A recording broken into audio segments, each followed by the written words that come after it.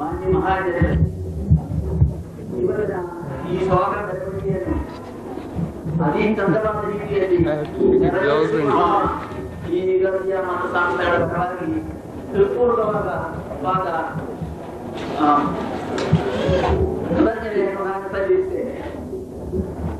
ಮತ್ತು ಬಹಳಷ್ಟು ವಿಚಾರ ದಿವಂಗತರಾದ ಪಾದಪೂಜೆಗೋಸ್ಕರ 3ನೇ ದಿವಸ ದಿವ್ಯ ಬೆಳೆಯು ಪೂಜೆ ನಾಳೆ 23 ದಿವಸದ ದುಃಖದ ಒಂದು ನೆರಳನೆ.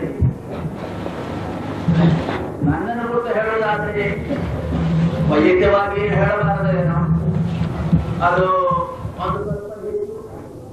ಕಾರಣವೇನೆಂದರೆ ನಾನು ಈ ಊರಿನಿಂದ ಬಂದ ಮೇಲೆ ಧರ್ಮಗುರುಗಳ ಅಂತಿಮ ಕ್ರಿಯೆಯನ್ನು ಆ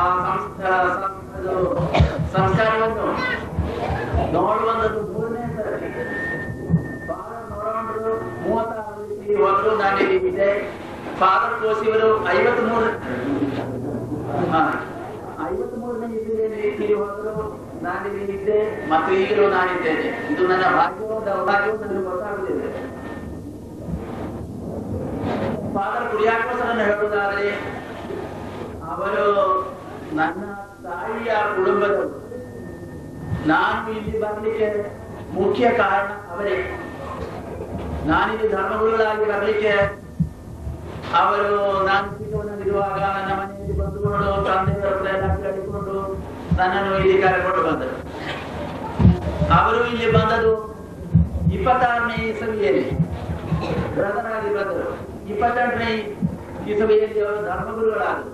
ಅಂದಿನಿಂದ 43ನೇ ಇಸವಿವರೆಗೆ ಹತ್ತಿರವಿರುವಂತಹ ಮೊಸಮಪಟ್ಟಣ ಹೈಯರ್ ಮಿಲಿಟರಿ ಶಾಲೆಯಲ್ಲಿ ಮುಖ್ಯ ಉದ್ಯೋಗವಾಗಿ ಕೆಲಸ ಮಾಡಿದರು. ಅವರನ್ನು ಕುರಿತು ಹೇಳಲಿಕ್ಕಿರುವಂತಹ ಒಂದು ವಿಚಾರ ಏನಂದ್ರೆ, ಇಂಗ್ಲಿಷ್ ಕಲಿಸುವುದರಲ್ಲಿ ಅವರು ಬಹಳ ಸಾಮರ್ಥ್ಯ ಇದ್ದವರು. ಅಂದ್ರೆ ಆ ಸಮಯದಲ್ಲಿ ಈ ಶಾಲೆಯಲ್ಲಿ ಪದವೀಧರರು ಇದ್ದರು. ಪದವೀಧರರು ಇದ್ದರೂ ಕೂಡ ಇಂಗ್ಲಿಷ್ ಕಲಿಸುವಂತಹ ಕೆಲಸವನ್ನು ಫಾದರ್ ಕುರಿಯಾಕೋಸರಿಗೆ ಅವರೇ ನೋಡುತ್ತಿದ್ದರು. ಅವರು ಕಲಿಸಿದಂತಹ ಕೆಲವು ವಾಕ್ಯಗಳು ನನಗೆ ಉದ್ದವಾಗಿ ಈಗಲೂ ಬಾಯಿ ಪಾಠ ಬರುತ್ತದೆ. ಇಂಗ್ಲಿಷ್ ಕಲಿಸುವುದು ಹೇಳಿದ್ರೆ ನನಗೆ ಸ್ವಲ್ಪ ಖುಷಿಯೇ. ಯೋಗ್ಯತೆ ಇಲ್ಲದಿದ್ದರೂ ನನಗೆ ಸ್ವಲ್ಪ ಸಂತೋಷ ಆದರೆ ಅದು ಸ್ವಲ್ಪ ಮಟ್ಟಿಗೆ ಕಲಿಸಲಿಕ್ಕೆ ಕಲಿದು ಅವರಿಂದ ಅಲ್ಲದೆ ಮತ್ತೆ ಯಾರಿಂದ ಅಲ್ಲ. ಮತ್ತು ಅವರು 53ನೇ ಇಸವಿಯಿಂದ ಇಲ್ಲಿ ಬ್ರಹ್ಮವಾರ್, ಸಾರ್ತನ್, ಗಿರಿ, ಕಾಂಡೋರ್, ಹೊಸಂಗಡಿ, ಕುರಿಕೆಲ್ ಈ ಗದಿಗಳ ವಿಖ್ಯಾತ ಜನರಾಗಿ ಆಗಿ ಕೆಲಸ ಮಾಡುತ್ತಿದ್ದರು. ಮತ್ತು ನರಸಿಂಹರಾಜಪುರದಲ್ಲಿ ಇರುವಂತಹ ಆ ಊರಿನಿಂದ ಹಲವರು ಇಲ್ಲಿ ಬಂದಿದ್ದಾರೆ. ಆ ಈಗರ್ಜಿಯ ವಿಖ್ಯಾತರಾಗಿದ್ದವರು ಅವರೇ ಆಗಿದ್ದಾರೆ. ಅವರನ್ನು ಕುರಿತು ವಿಷಯವಾಗಿ ನಾನು ಹೇಳಲು ಬಯಸುವುದಿಲ್ಲ ಅಂತ ಹೇಳಲಿಕ್ಕೆ ಚೂರು ಕಷ್ಟ ಉಂಟು. ಕಾರಣ ಅವರ ಧಾರ್ಮಿಕವಾಗಿ ಮತ್ತು ವಿದ್ಯಾಭ್ಯಾಸ ಸಂಬಂಧವಾಗಿ ಸುದೀರ್ಘವಾದ ಸುಮಾರು ವರ್ಷಗಳ ಸೇವೆಯನ್ನು ಅವರು ಸಲ್ಲಿಸಿದ್ದಾರೆ. ಈಗ 8 ತಿಂಗಳವರೆಗೆ ಹಿಂದಿನವರೆಗೆ ಅವರು ಕೆಲಸ ಮಾಡುತ್ತಿದ್ದರು. ಈ ಕಳೆದ 8 ತಿಂಗಳು ಅವರಿಗೆ ಏನು ಕೆಲಸ ಮಾಡಲಿಕ್ಕೆ ಆಗಿದೆ. ಅವರು ಒಂದು ರೀತಿಯಲ್ಲಿ ಅದೃಷ್ಟ ಇದ್ದವರು ಎಂದು ಹೇಳಬೇಕಾಗುತ್ತದೆ. ಕಾರಣವೇನೆಂದರೆ ಜವಾಬ್ದಾರಿಗೆ ಇದ್ದ ಕೆಲಸವನ್ನು ಉನ್ನತ ಸ್ಥಾನ ಅಲಂಕಾರ ಮಾಡಿಕೊಂಡು ಅವರು ಒಳ್ಳೆ ರೀತಿಯಲ್ಲಿ ಕೆಲಸ ಮಾಡಿದ್ದಾರೆ.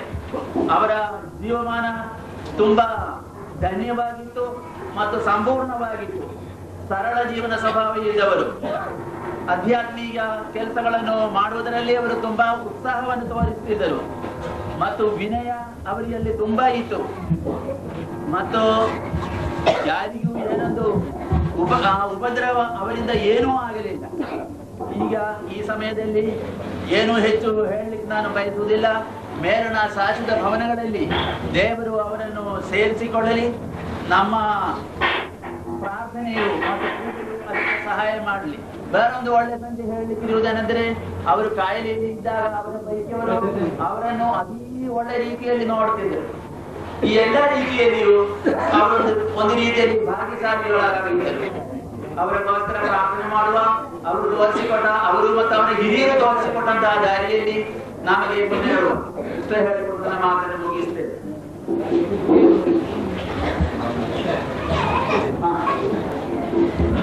ಓಣವಾದಿಂದ ಬಂದಿರುವಂತಹ ಪಾಲಿಟಿಕ್ಸ್ ಜಾನ್ ಅವರು ಕೆಲವು ಮಾತುಗಳನ್ನು ನಿಮ್ಮ ಮುಂದೆ ಹೇಳ್ತಾರೆ.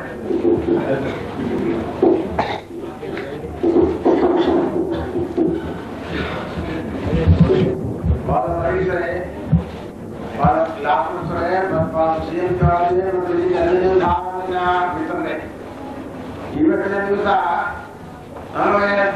ನಮ್ಮಿಂದಾಗಿ ಹೋದ್ರೆ ಅಪಾದ ಕ್ರಿಯಾತ್ಮಕರು ನಿಜವಾಗಿ ಸೂಚನೆ